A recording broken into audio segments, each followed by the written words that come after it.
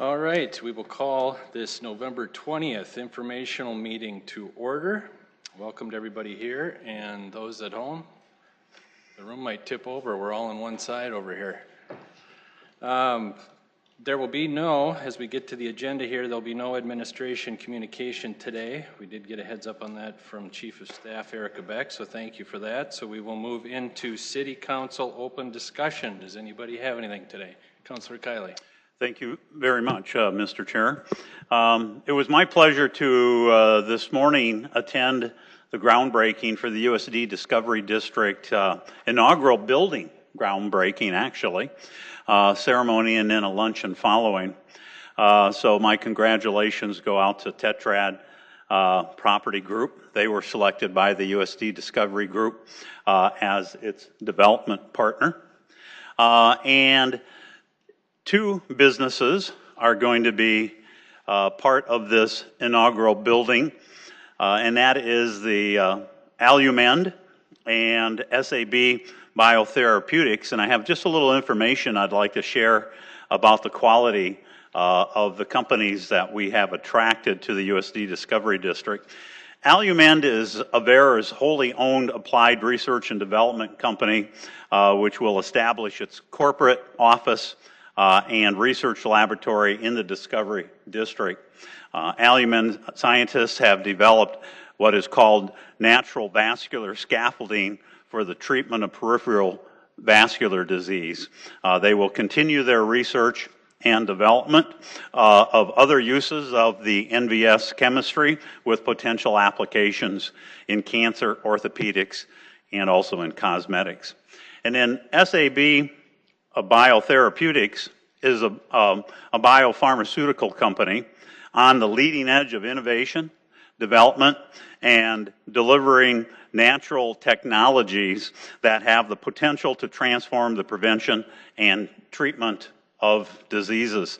SAB's technology uses a very unique platform of genetically designed large animals, in this case cattle, to naturally produce human antibodies, which can be used to prevent and treat human conditions such as cancer, autoimmune disorders, infectious diseases, and emerging global threats such as Ebola. This is the world's first large-scale platform to create fully human polyclonal antibodies. So as you can see, both companies are on the cutting edge of science and biomedical technology. As a former biology instructor in the Sioux Falls School District for 33 years, I used to tell my students what would someday be possible due to science and genetic technology. Well, the future is here and it's happening right here in Sioux Falls, South Dakota. So my congratulations go out to the University of South Dakota, the state of South Dakota, the city of Sioux Falls, and the many other organizations and individuals that help make this happen. And I especially would like to thank Mr. Rich Nazer for his commitment and never-ending pursuit of turning a vision into reality. Rich's tireless efforts has produced big dividends for the Discovery District and its partners. The Discovery District has the potential of establishing Sioux Falls as a global player in the field of biotechnology. So once again, I wish to congratulate everybody associated with the USD Discovery District. Thank you very much. Thank you, Councilor Kiley. Very nice. And yeah, I had the privilege of attending that this morning as well as I think Councilor Starr was there in the corner. And a little chilly, but a nice event. So very cold. Yeah. Could have done this in July. Mr. Chairman. Yes, Councilor Starr. Thank you. Now that I can feel my toes again after I think I finally warmed up enough from the event and the groundbreaking this morning, what was really great is to be able to see a group of people that are ready to build as soon as the frost is out in the ground this morning. And one of the notes that one of the conversations, at least at the lunch program today, is that the corn was picked sometime between 5 o'clock Monday or Sunday night and the groundbreaking today and moving some of the dirt. But what I really want to point out is this is the way government's supposed to work. This was one of those times where we were able to come together. It was 7 days into the new mayor's administration to come forward to put together $1.5 million that we were able to put together as a city to be part of the public-private partnership to make this all come to fruition. And to watch the partnerships that happen. This is totally new for the state of South Dakota to invest in a project like this. It was new for the USD Foundation to come together and to watch private business join government at all 3 levels. Was an amazing thing, and it is an amazing thing. We had a cornfield just a few days ago, and now we have a research park here in Sioux Falls. So I'm excited that that part of it is happening and watching good South Dakotans come together to make a project happen. Very nice, thank you. Thank you. Anybody else? Okay, so we'll move into our presentations for today. The first one will be on our October monthly financials by Tom Huber. Welcome, Tom.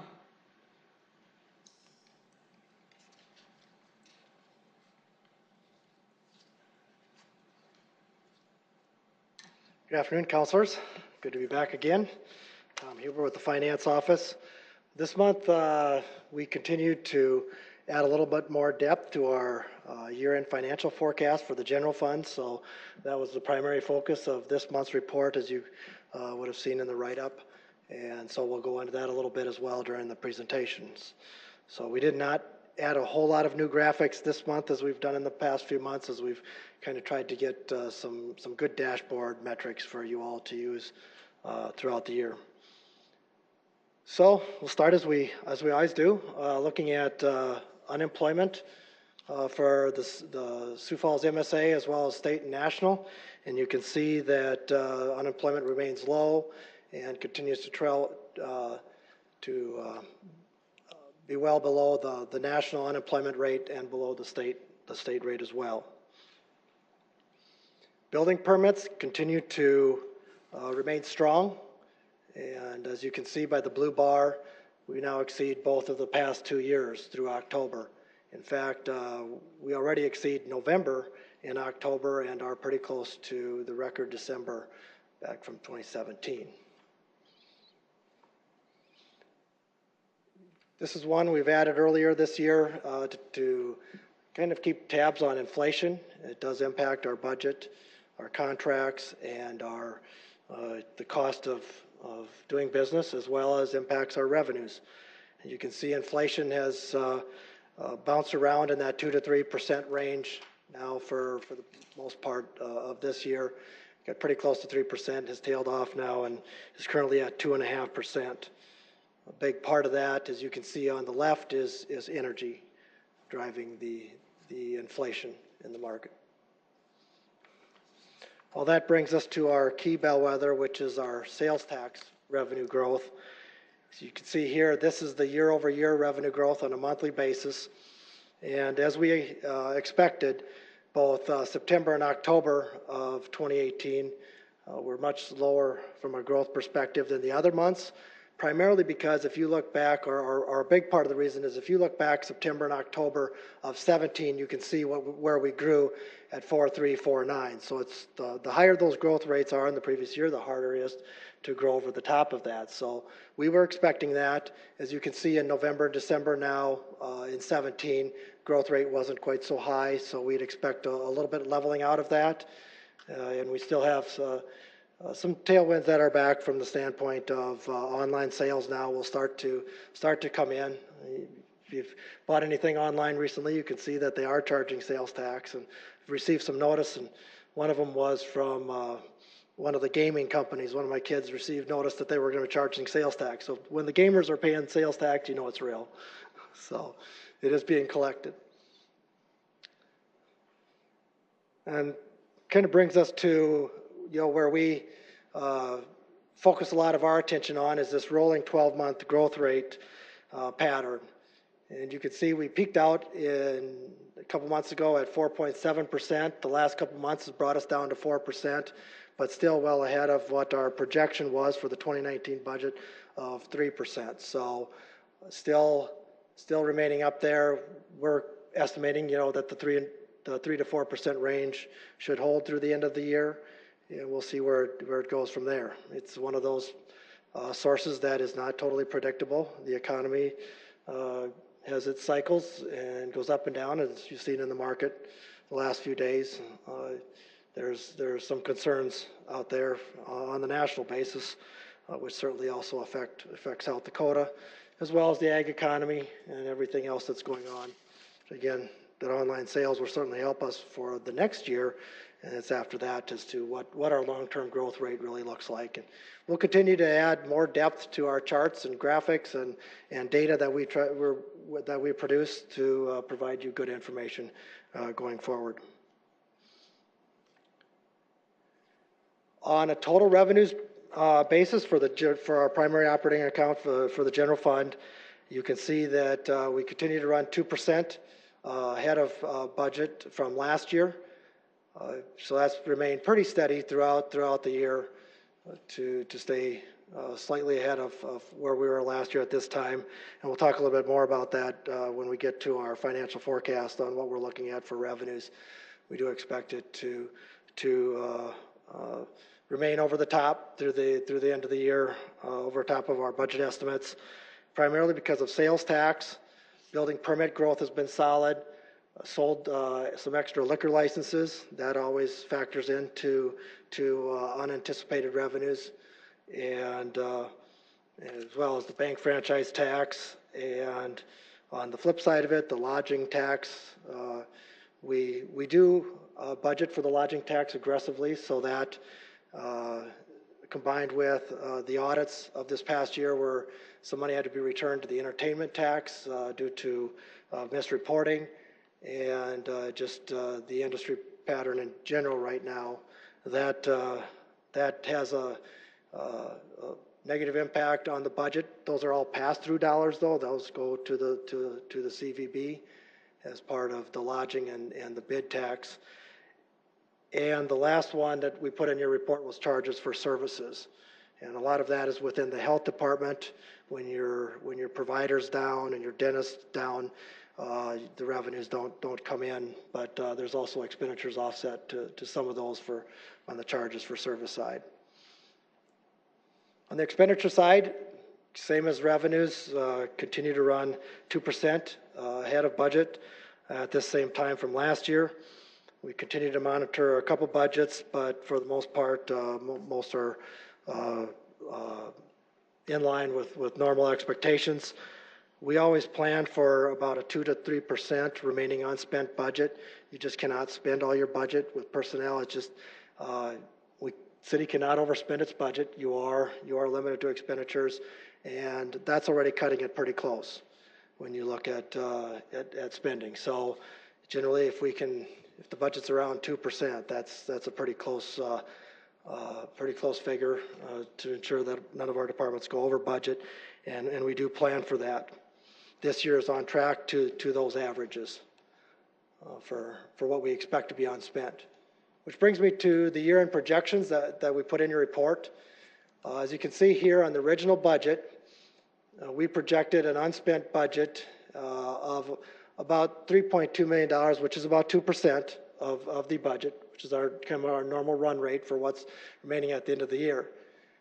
This year we did something unique. It was our first run at it. We did provide a mid-year analysis, and you can see there that we wiped out the unspent budget balance. We did not know what summer maintenance and snow removal activities would be like. Streets had already spent, with the heavy snowfalls at the beginning of the year, had already spent most of the snow budget. So we practiced an abundance of cautiousness for the mid-year analysis. We did project revenue over budget there, as you can see, and now we've updated that to the far right. You can see the year-end projection, and there's where we're back to more of that normal unspent budget run rate.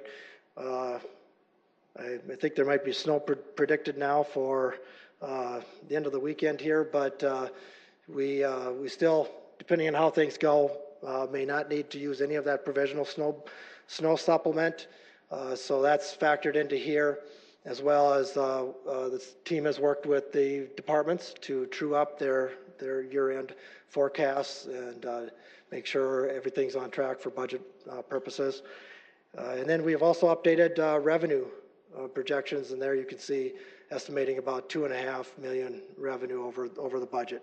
Again, for those main factors that I mentioned earlier. So, again, part of that on the revenue side, I'll go back, part of that on the revenue side is already kind of factored into the 19 budget. As we've talked about, the 19 budget is built upon a 3% growth rate in 2018 and a 3% growth rate in 2019. And on the expenditure side, it's a pretty normal turn back that we'd expect on budgets. So with that, would be happy to answer any questions on any other parts of the report or on the information presented. Thanks, Tom. Any questions from the council? Councilor Neitzer. Tom, just a couple things. So for the entertainment tax, Yes. Has anybody looked at, and I may have asked this a few months back, looked to see if there's an operating and capital reserve, if you collected all of the different things that go into it to figure out what the target ought to be, to figure out whether this fund is growing to be too large or not at some point? That is a project we're kind of working on right now. We have, as we talked about, I think in a little bit in the budget process we're anticipating some of those large expenditures out there. The event center will come up on the end of the 5-year plan and being about 10 years old. And that's when you expect some major replacements. So we're trying to factor all of those in. So the budget the balance here may look big. For one thing, there's a lot of capital projects that are still in the works in the entertainment tax project. I think there's about $3 million of capital projects still rolling around in there to be completed. Also, repair and maintenance, we always leave a chunk back for that to make sure that we can continue to stay up with repair and maintenance. But then it's looking out long term as to what those big ticket items may be. And we talked, I think, during the 2019 budget about those some of the technology and the ribbon boards, and when might those need to replace. So now it's looking out and forecasting that. So we are working on that, trying to establish those right numbers as to what needs to be set aside for the long term. Okay, good. And that's why I mentioned not just operating, but also the capital, because there's some major repairs that come with any building. So if you treat it almost kind of like an enterprise, you got to be able to account for all of that stuff that's going to come up. And when you have things like an event center that's a $115 million building, it's not going to be peanuts to do repairs as the years go by. We found that out this year. A small repair is some rather big dollars in a facility this size. And you also have to look forward and say, we may not always be this fortunate with this type of operating numbers either. We've had several good years of performance, and as you go through economic cycles, you also have to be prepared that we may not always perform up to that level. It's been great to see. It's been a really good news story as far as what they've been able to turn from an operating basis, but you've got to be prepared for that as well. Is the transit system fund balance getting too low? Is that atypical to see it at this level? Well, we haven't drawn down on this year's grant dollars yet. That's still in the works. So that'll bring that back up if you look at the revenue side of it, as well as the city still has some dollars to kick into the transit fund before year end. So, but that is one of those funds that long term we are certainly looking at, that the forecast is not the best forecast that we have on the books. Okay, I do see that we have a couple $1 million in federal grants that haven't been dealt with. Okay, so there's some things that are still going to happen by year's end. Right. So it may be a little... Need to get the federal grants dollars drawn down for this year. Okay, and one more, and then I'll see if somebody else has a question. The General Government Construction Fund, funding for the construction of the city center. Available fund balance, well, maybe you could explain. It says 2.7 million is the available fund balance, but then the current cash balance is a negative because of a trust line of 3 million. What does trust mean? As with bond construction funds, the custodian holds the funds until we complete the work, and then we apply to get those funds reimbursed. And so that's on a reimbursement basis. That's why cash is negative, because those monies will be reimbursed for work that has been done. And the building's up, the building's open, you're now in operations and day 2 and warranty type work and other things that go on with a facility that size. And then hopefully, we didn't budget for it next year, but the following year that we would close that. Would that be the piece like the construction manager's contingency? Is that a piece that they're holding or something else? Some of the contingency still rolling around in there, not just the construction managers, but then the city always has scope contingency set aside. So it can be a combination of those, and then how bids came in, and you don't ever necessarily get to draw it all the way down. The Event Center Construction Fund is one that we will now close this year. It will be closed over.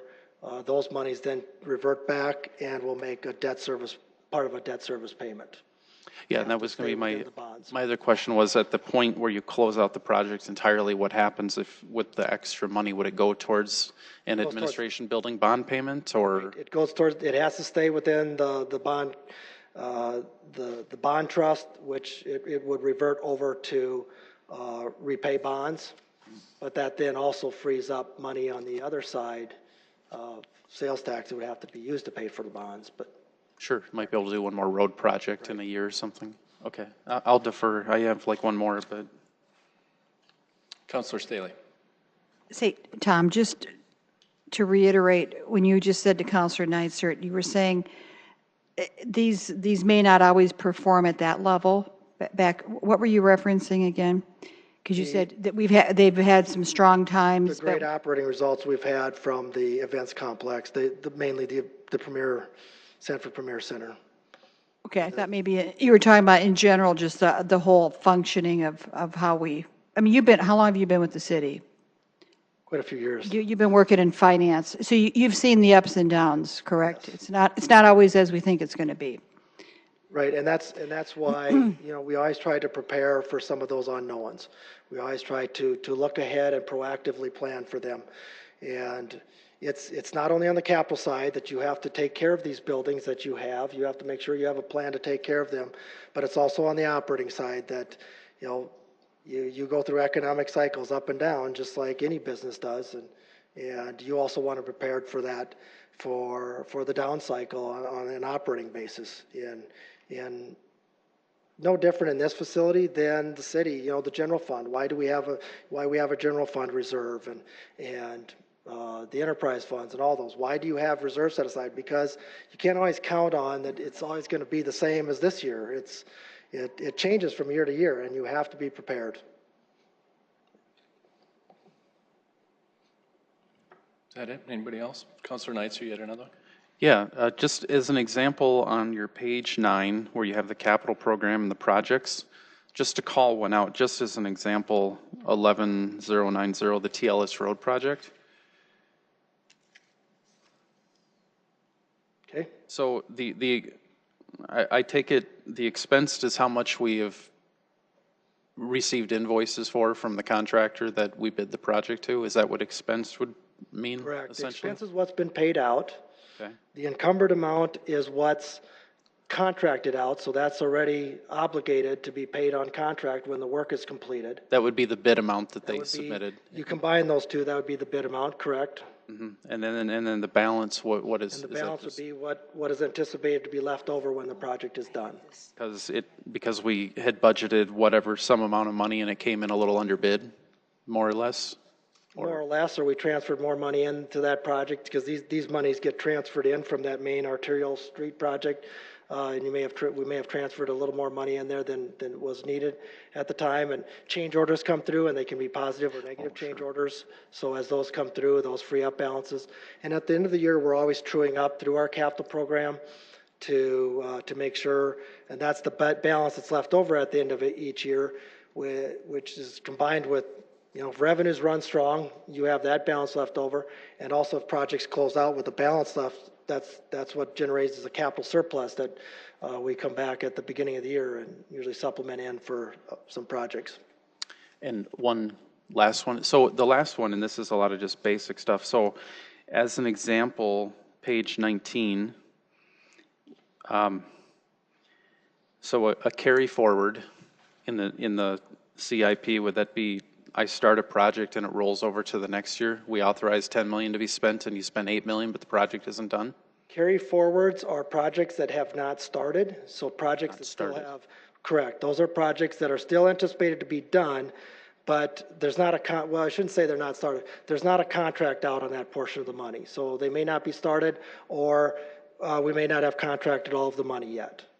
So that's a carry forward. A carry over is an encumbrance where there is a contract on it, so we carry that money over. We tried to keep the language straight, so we knew carryovers are obligated already. There's contracts on them, so we've legally signed. The carry forwards are projects that still are ones to remain to get done. Okay, so that's why a carryover is an encumbrance, because you're signed a contract. You've got a signed contract, you need to bring the money with it. We got to do it. And carry forward would be so in basic terms, we were going to build a substation this year, and we just didn't, so we moved it to the next year? Couldn't get it bid this year, or we didn't get it all the way bid, bids came in, and we rebid the project, or for one reason or another, it just didn't proceed, or it was partially bid out with another part to come, and then the trailing part is still left to be bid. These projects sometimes get split up a little bit. So would a carry forward fall off the books and lose authorization after 5 years if nobody does anything? Is that different? Usually after 3 years or so, if there's no action on it, closely evaluate for if nothing's being done or nothing's anticipated to happen in the near future, it rolls off. And we brought some of those that have rolled off, certainly. And last question. So is my total budget in a department, the total of it shows the original budget, and then you also add the adjustments of everything I carried forward? So if my budget is 10 million, but I carried over 2 million, I can actually spend 12 million this year because I'm carrying over the two already authorized from the. And the carryovers and carry forwards are only on a capital project. We don't carry over and carry forward operating budget. It's only the capital budget. Those are the multi-year large projects. It's not for your ongoing operating. Those are, when the year's over, once we roll over, we're into 2019. We've left 18 behind on the operating side. Sure, understood. Thanks. Councilor Staley?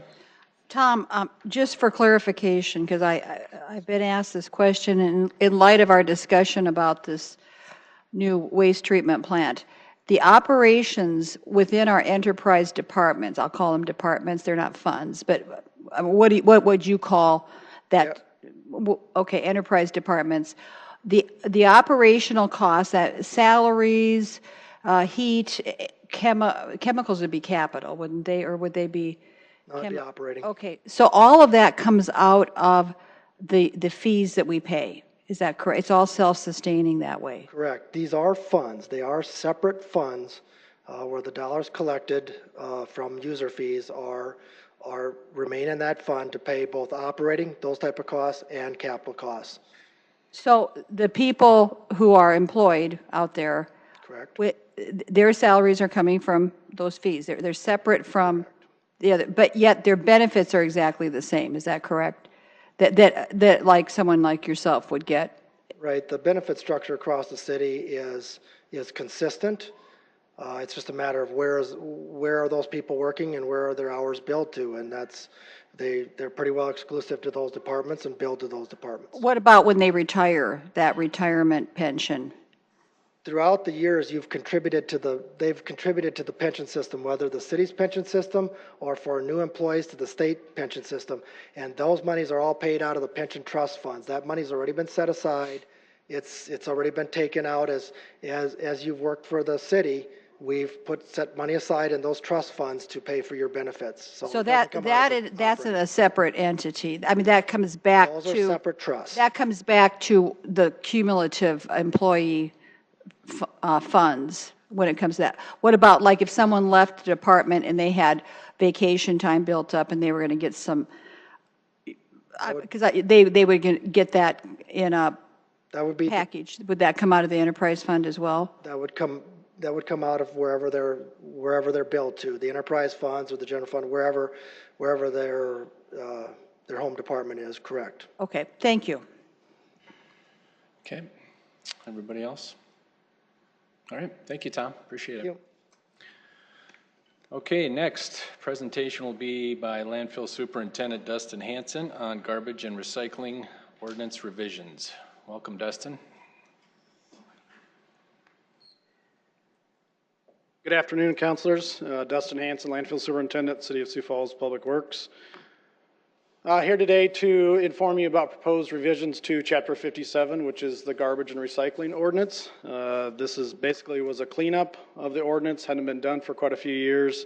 And as the ordinance review subcommittee went through that, made some minor changes, but no changes to our system or how it functions.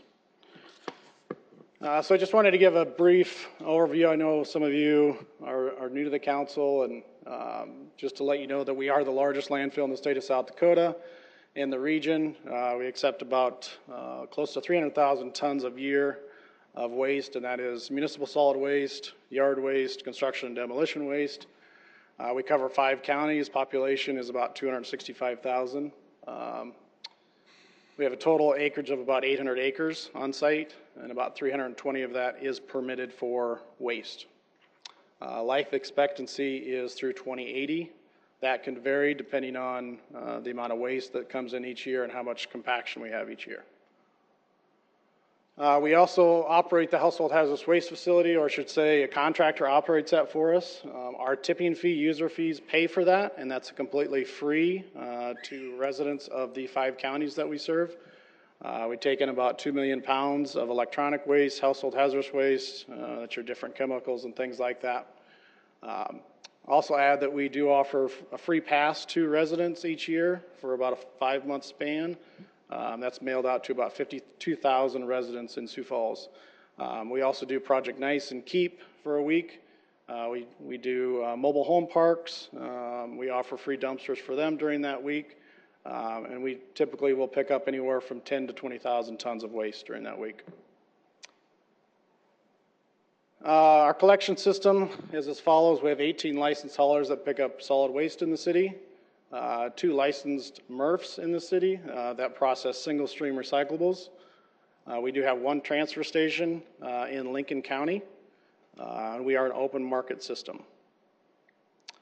The Solid Waste Planning Board is an advisory board. It's the largest board in the city, made up of 15 members, 5 representatives from each county that we serve, 3 citizen representatives, 1 waste hauler, and typically 1 recycling industry representative, and then 3 city staff.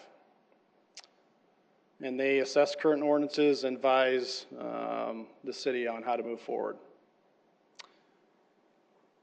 So Chapter 57 ordinance revisions cleanup was an initiative in 2017. This goes back to early 2017.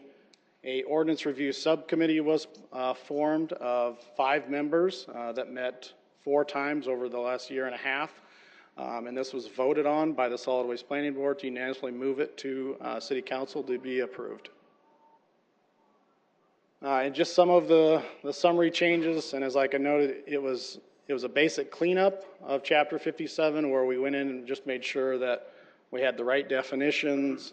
We added some definitions like sustainability coordinator, so those minor changes were made. Some of the highlights as far as some of the changes that we made, we did add a definition for industrial waste. Haulers can claim industrial waste, so it's not counted towards their recycling. Different plastics and different things like that from manufacturing facilities. We also are proposing that we can charge up to $3 for our leaf sites. As you know, that this year our leaf sites are free. We passed a resolution to run a pilot system this year. The board thought we should leave in there that we could charge up to $3 going forward in case we wanted to go back.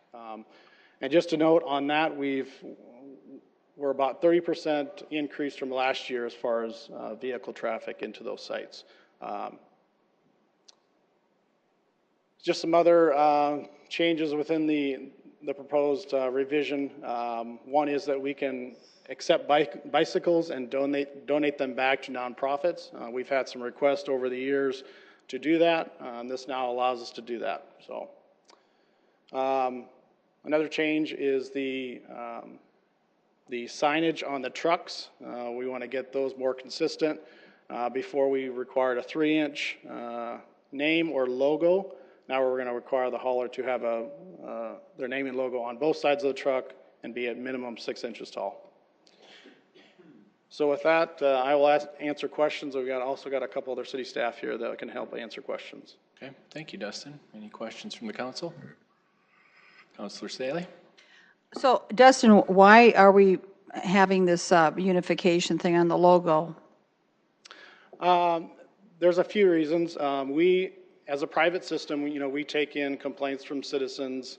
We've had issues where trucks have been leaking, and sometimes it's hard for residents to identify those trucks. And also our scale staff, we have an unattended system at the scale, so they can better see those logos on those trucks. And this isn't your department, I know, but I like that. I've been advocating for years that on our motor graders, we should have some identifying marking as well. For the same thing you said, that the citizens could see who that garbage truck was. I think that our city's motor graders, especially as they're out there doing like snowgate work and stuff, that they could easily be identified if someone ever needed to call in and say, hey, we got a problem here. So I like that. The second thing is, someone was asking me about this drop-off thing. I'm going to be a big advocate of allowing that and keeping that free for people. But someone recently contacted me on Facebook and said, can we have a free leaf drop-off in the spring? And maybe it still is free.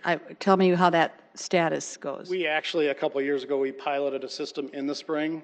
We didn't think the participation rate was that great. We ran it for about 2 weeks. But it's something that we're looking at potentially doing in the future. So right now, if someone collected a bunch of leaves, then what do they do? Right now, they would have to come to the landfill. And then they would pay, correct, the Okay. $3. So is that something that we would need to, we would do a resolution on to have that happen in the spring? Or how would we help you to encourage you to do that? I would say we'll take it under consideration. Okay. Councilor Kiley? Thank you. I really don't have a lot of questions, maybe one here, but I mostly just like to compliment you and your staff, not only the staff present here today, but the rest of your staff, for managing the landfill in the manner in which you do. And the recycling that takes place of the products. Our biodegradables are often used for mulch purposes and available to the public. The trees are ground and available again for mulch. And in the wastes, byproducts that are produced by the landfill sold off at a profit, thus reducing our overall costs, the gas in particular. So it's a very well managed system. And I too appreciate the leaf drop-off and branch drop-off sites that you have in the city in the fall. And I'm curious as to how that has gone this year without somebody there monitoring. Have we had any issues with plastic bags and things of that nature that we don't want left? We do have one individual at each site that monitors those sites, yep. All right, good. All right, well, keep up the good work. Appreciate it. Thank you. Yes, Councilor Brecky. Just clarify for me, you have the ability to charge $3. Are you charging $3, and is that for just when they take it to the landfill? No, all 3 sites are free currently through November 25th. Okay, so the $3 fee, that's for when you actually take a load, a carload, a truckload, or whatever, out to the landfill? That would be basically the charge, not during these times that we would charge, would be $3 per vehicle. And then what are you doing with the leaf waste? The leaf waste is mixed with the rest of our yard waste, and we produce compost, a finished compost that is free to our residents. And is all that being used up? Do people use it all? This is the first year that we've had an abundance, so spread the word, please, that we do have free compost. We're trying to reach out to some local farmers to see if they're interested in it. We reached out to some landscapers, nurseries. Our product is not certified. We are looking at getting it certified. But so those are some of the things that we're looking at. Thank you. Councilor Neitzer. Two things. Throughout the ordinance revisions, there is a phrase plainly marked in reference to the refuse and the recycling containers. What does plainly marked mean? Is that with a company name, and what is the motivation on that? Plainly marked so that residents know where to put their waste. One of the biggest things our industry is facing right now is contamination. And it's really easy for the citizens to keep those contaminants out. You know, with the recent developments within China, that's one of the reasons China basically shut their doors to the United States recycling single stream is contamination. So really just to get those containers clearly marked. So like one would clearly have either the universal recycling symbol or say recycling, and the other would say garbage or something? Correct. Is that what you're getting at? Yep. And we've even offered free stickers to haulers that actually show which recyclables go in the bin. And, okay, and I mean, people, it isn't just laziness, people seriously put stuff in the wrong container because they're not sure what's garbage and what's recycling?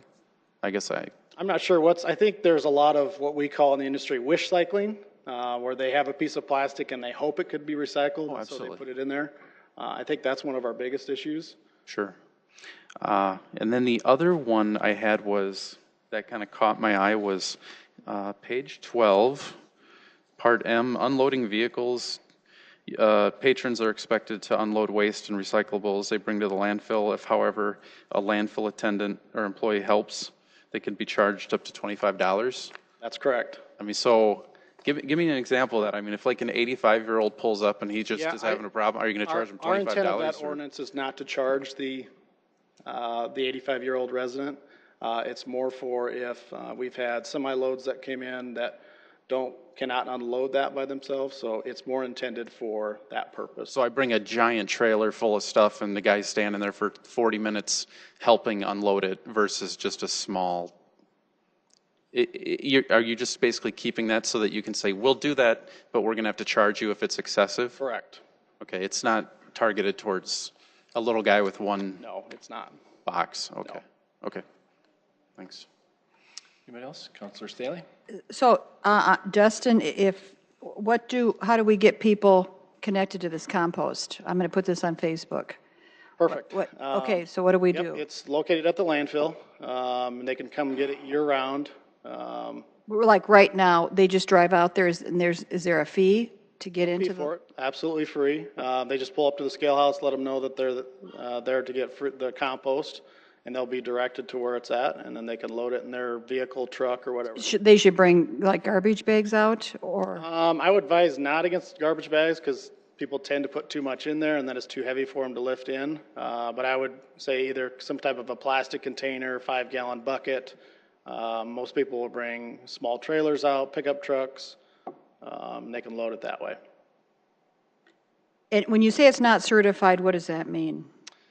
Basically, there's different within the industry. You can certify your compost to make sure that weed seeds are all killed, certain chemicals are out of it. We do test ours for a laundry list of chemicals, so all that data is available if they want it. And you said you want to become certified? That's one of our goals. So does that mean you have to have a higher temperature when you're actually breaking this stuff down? That's just basically saying that all of the weed seeds, the percentage of the weed seeds have been killed, and then the nitrogen, phosphorus at certain levels that it's favorable to the consumer. So if you say not certified, just to warn people that there could be some dormant weed seeds. Correct. And we always like to tell people that don't put it on too thick. It's not topsoil. It's in a soil amendment. So an inch and a half is plenty. Excellent. Thank you. Anybody else? So what was the term wish cycling? Wish cycling is used throughout the industry, and it's basically, like I said, if you have something that you think it's a plastic paper, people want to throw it in the bin and hope once it gets to the recycling center, it will get turned into something new. How about that? Quick question. So which site did you say had a 30% increase in traffic this year? That's a combination of both sites. That would be at the fairgrounds and the chamber site. And you attribute that to anything in particular? I've talked to several citizens about that, and we don't really know the volume yet. We do track the tonnage. We should have that at the end of the season. We are counting the vehicles, and when I talk to citizens, they are making more trips rather than making one or two big trips because it is free. So if they get a bag full, they'll bring it out, and then a couple days later, they'll bring another one. So Great. Thank you. Thanks for the presentation, Dustin. Okay, we are to the public input portion of the meeting. Do we have anybody with anything to say on any of the items on the agenda today? Okay, if not, Councilor Kiley. Yes, Mr. Chair, I'd like to make a motion to move into executive session regarding consulting with legal counsel or reviewing communications from legal counsel about proposed or pending litigation or contractual matters pursuant to South Dakota Codified Law 125-23. Second. Can we get a roll call vote, please? Councilmembers Brecky, Yes. Erickson, Kylie, Yes. Nitzert, Yes. Selberg. Yes. Sale. Yes. Star. Yes. Staley. Yes. Okay, we are going into executive session, and we'd ask audience members to please leave the room. Maybe.